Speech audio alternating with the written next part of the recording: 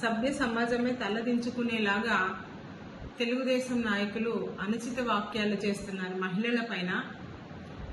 మా మహిళలందరము దీన్ని ఖండిస్తున్నాము. ఎందుకంటే మనం నిన్న చూసినట్లయితే నగిరి నియోజకవర్గంలో ఎమ్మెల్యేగా ఉన్న భానుప్రకాష్ గారు రోజా మేడం గారి పైన అనుచిత వ్యాఖ్యలు చేశారు.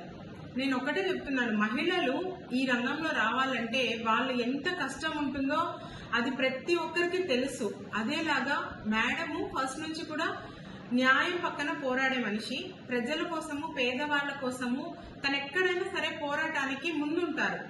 అదేలాగా ఎక్కడ అన్యాయం జరిగింది అని అంటే మేడం ఫస్ట్ ఉండి వాళ్ళకి న్యాయం జరిగేటట్లు చూసే మంచి మనిషి రోజా మేడం గారు.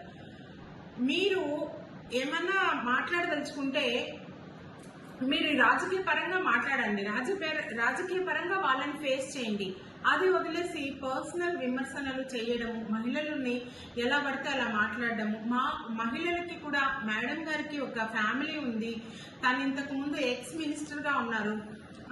ఇట్లాంటివన్నీ కూడా మీరు దృష్టిలో పెట్టుకొని పబ్లిక్ లో మాట్లాడేటప్పుడు మర్యాదపూర్వకంగా మాట్లాడాలని, అదేలాగా మహిళలని గౌరవించాలని మరొకసారి కోరుకుంటూ, భానుప్రకాష్ గారు చేసిన వ్యాఖ్యలకి మేమందరం చాలా బాధపడుతున్నాము. ఇంకొక